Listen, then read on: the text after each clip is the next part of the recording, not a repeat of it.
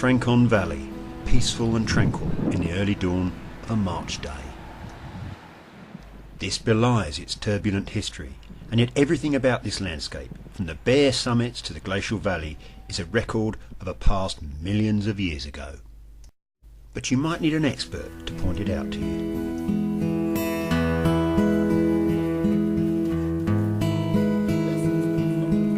Particularly good today, but when you get the sun shining, I've always found this viewpoint is a particularly favourable one.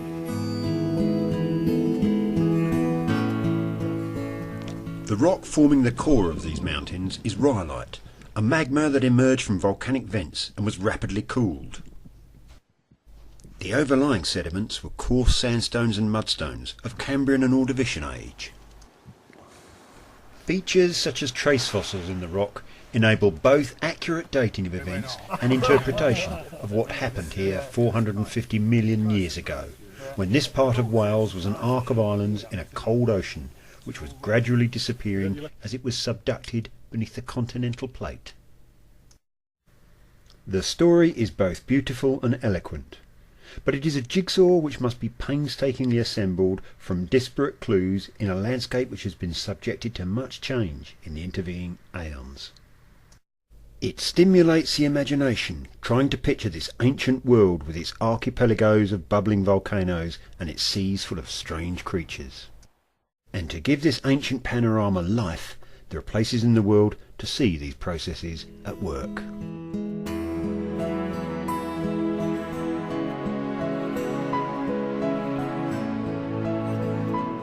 Japan is a modern example of an island arc, and the Kirishima volcanic cluster lies in its southern end in Kyushu. The active volcano you can see behind me is Mount Shinmadake. Shinmadake provided arch-villain Ernst Stavro Blofeld with an evil underground lair in the 1967 Bond film You Only Live Twice, and was the backdrop to the film's helicopter battle.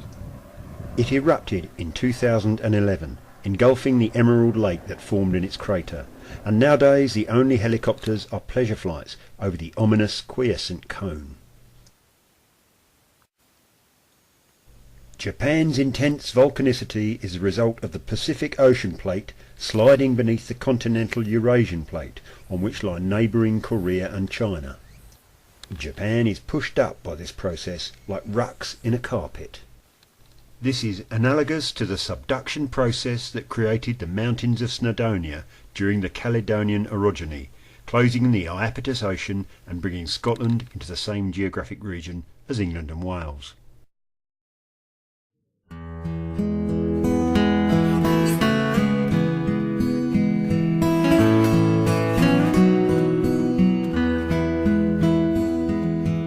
The Andes is another example. The entire western edge of South America is a subduction zone, with the Nazca and Antarctic plates are sliding beneath the South American one, creating this, the longest mountain chain in the world. The upthrust and pushing up of the western edge of the continent creates many active volcanoes. And this is one of them. This is Volcan Llama, one of the most active volcanoes in Chile.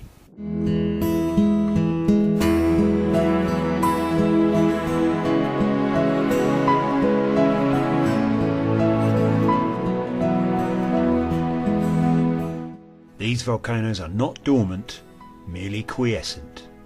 Even on a hot day, steam rises from vents all around the caldera rim. Thus parts of Snowdonia must have been like this, a barren moonscape, for there was no life on land throughout the Cambrian and Ordovician when the events that created it took place. But the Andes is a high mountain range, whereas much of the volcanic activity in Snowdonia took place at or below sea level. And we can see evidence of this on nearby Anglesey. On the beach at Llandwyn Island, it looks as if rocks have been piled up like cannonballs. These are pillow lavas, extruded out deep beneath the water and immediately solidified, so they look like toothpaste squeezed from a tube.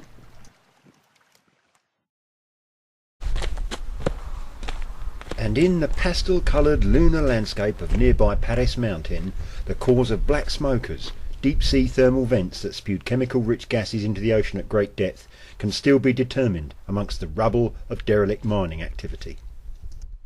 While there was little or no life on land during this event at the end of the Ordovician, there was plenty in the sea, and direct evidence of it can be found in sedimentary rocks throughout Snowdonia. This quarry is in Coed Maes Newyddion, about 5 miles from Betws-y-Coed, and it's been opened up to provide gravel for a farm track. And in so doing, it has exposed these mudstones, which are late Ordovician in age, and they are packed with fossils. You can hardly lift a slab anywhere without finding shells and trilobites in it. Volcanism and tectonic activity has distorted and crushed the rock, and consequently the fossils in them, but they are still identifiable. And occasionally we'll get something really good. Trilobites like this one can be found throughout Britain in similar aged rocks, but it is not the case in earlier strata. The Slate Quarry in Bethesda contains the earliest trilobite fossils in Wales. The story has it that in 1887 two quarrymen working in this remote part of Penrhyn Quarry discovered the first fossil ever to be located in the Penrhyn slates. And they can still be found here today. I opened this bit of slate earlier, and there's one right there. They are not spectacular, but they can be identified as Lower Cambrian forms.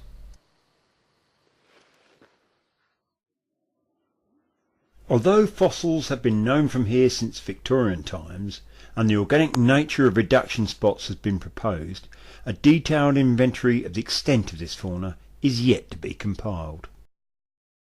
These fossils, many still undescribed, place, geographically, the position of Wales 540 million years ago.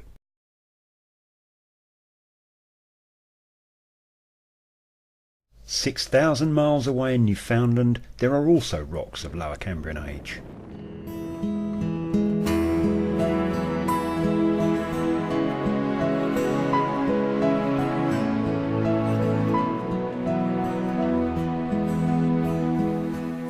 These rocks here are in eastern Newfoundland, and they could scarce be more different from the Bethesda green slates.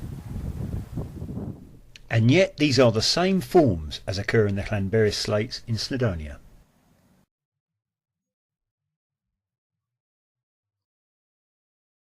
And conveniently above the Lower Cambrian rocks in this Newfoundland quarry there are rocks of Middle Cambrian age which contain an altogether different suite of trilobites, including fragments of some of the biggest, as large as a lobster.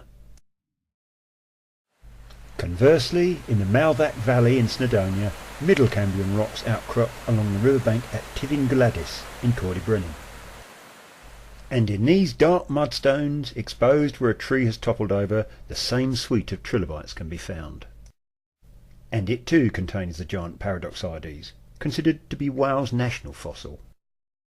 How to explain this? In Middle Cambrian times, the continents were arranged rather differently. The massive supercontinent of Gondwana birthed the microcontinent of Avalonia, where is now Antarctica, and the continent of Laurentia began to drift southwards. This is significant because different parts of the British Isles were situated on these continents. The faunas of Snowdonia and Newfoundland are Avalonian, whereas that of Scotland is Laurentian. But throughout the early Paleozoic, tectonic activity began to move continents together along the fault lines visible in Snowdonia, trapping the Iapetus Ocean in between Avalonia, Laurentia and the Afro-European continent of Baltica. By the Silurian, England and Wales have been united with Scotland, and the faunas are the same. So let's transform this landscape back 500 million years and pitch ourselves up on the continent of Gondwana land in the early Cambrian. The land is barren, and this seaboard lies along a fault between tectonic plates, the oceanic one sliding beneath the continental one. The volcanic zone extends offshore to an archipelago of volcanic islands around the continent of Avalonia, on which sits southern Britain and parts of Canada. Modern Wales lies beyond the rim of this land, beneath the waves on the continental shelf. In its waters swim primitive creatures, and on the muddy seafloor live strange animals known only from their fossils, which are common in the rocks of Wales but can also be found in Laurentia and Baltica, placing these continents in their respective vicinities on this early Earth map. As the drifting continents close the Iapetus Ocean, the trilobite faunas of England, Scotland and Wales coalesce, and the same species occur throughout. Now Avalonia is part of the bigger Euro-American continent and is drifting northwards towards the equator. Wales is submerged in deeper pelagic waters known as the Welsh Basin. Trilobites are confined to the continental shelf, and in these deeper waters form the black anaerobic mudstones so common in Snowdonia. In them can be found fossil graptolites, oceanic wanderers that crowd the rock surfaces like tiny fretsaw blades. Because they drifted in ocean currents, they tell us little about how and where the continents were, but their universal presence in rocks throughout the world and their rapid evolution serve them as accurate timepieces. This is a late Ordovician exposure in peninsular Thailand. The black, highly metamorphosed mudstones at the bottom of the sequence are rich in graptolites, and they are very common. Indeed, it is hardly possible to open a layer without exposing large numbers of them.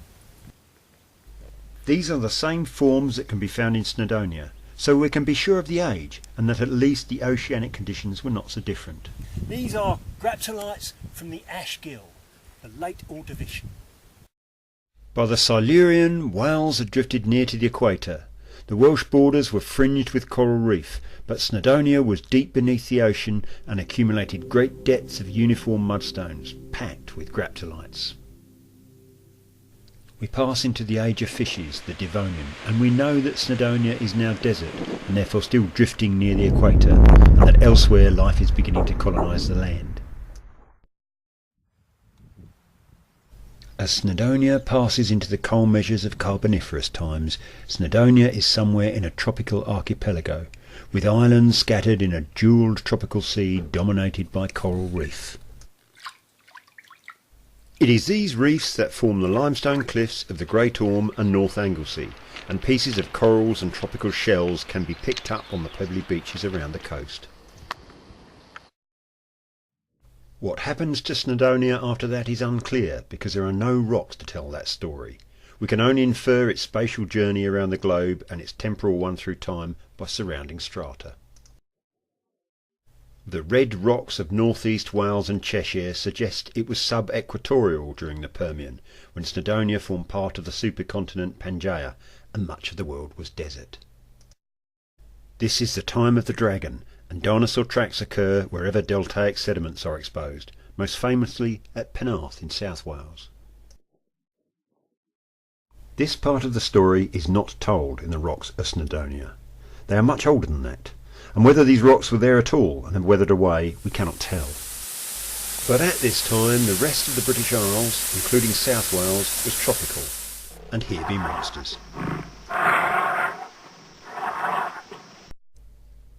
While southern Britain was underwater, Snowdonia may have been land during the 170 million year reign of the dinosaurs. But nothing lasts forever on a volatile planet.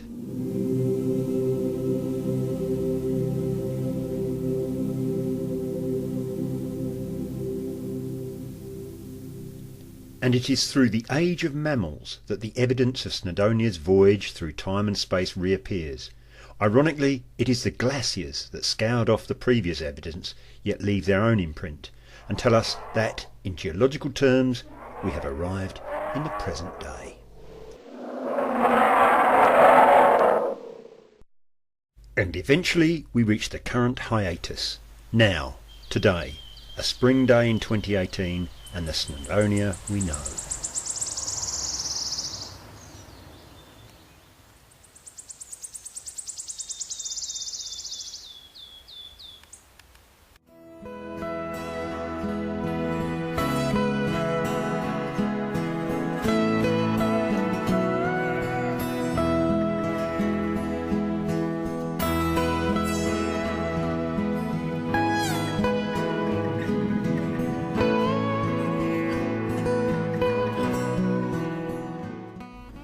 Snowdonia's history is not over, and neither has it slowed down.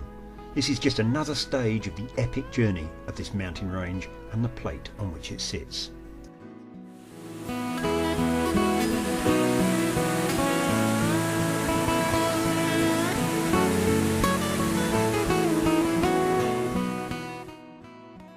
And in future aeons, our tenancy of the landscape too would be written in these rocks.